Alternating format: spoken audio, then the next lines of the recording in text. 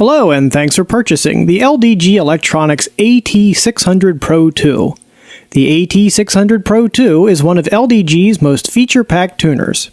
In Part 1 of this video series, we looked at installation and basic operation of the AT600ProII.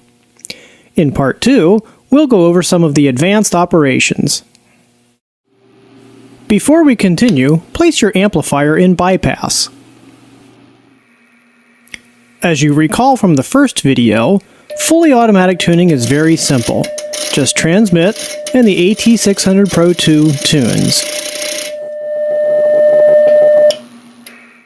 There are times when you may not want this behavior.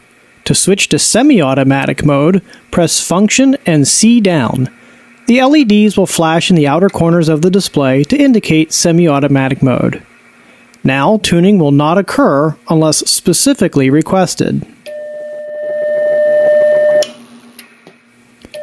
To force a full tuning cycle, press and hold the tune button for more than 2.5 seconds while transmitting a carrier. Keep transmitting until the tuning cycle is complete.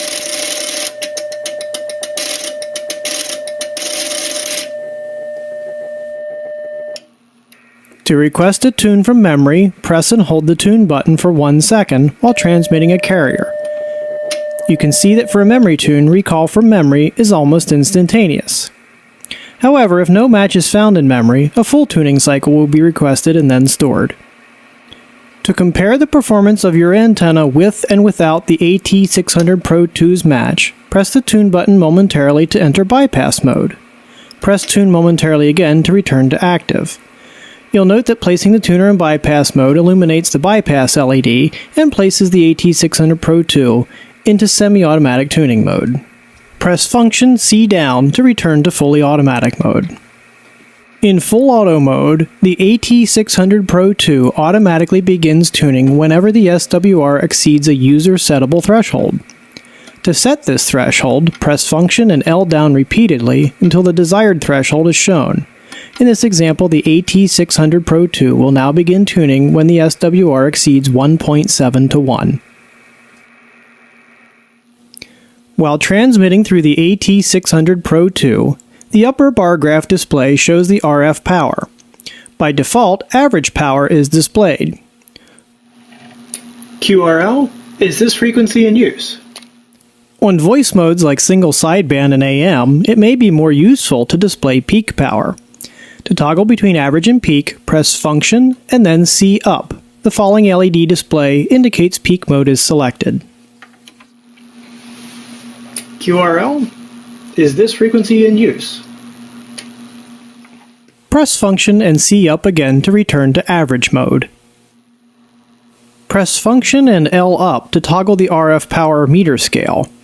The two ranges are 0 to 60 and 0 to 600 watts. Although the AT600ProII tunes automatically, it may be desired to manually touch up the tuning.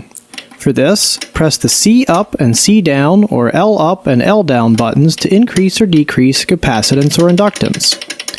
Holding any of these buttons will cause the button to repeat quickly. Similarly, the AT600ProII automatically chooses whether to match for high impedance or low impedance antennas. To make this choice manually, press Function and then Antenna to toggle between high and low impedance settings. When you are satisfied with your manual settings, press Function and then Tune to store the settings in a memory associated with the current frequency. Once your manual settings are complete, unbypass your amplifier and you're ready to transmit again. This concludes Part 2 of the AT600ProII video series. Be sure to stay tuned for additional videos in this series where we show you how to interface directly to ICOM and Yaesu radios, as well as demonstrate the M600 external analog meter.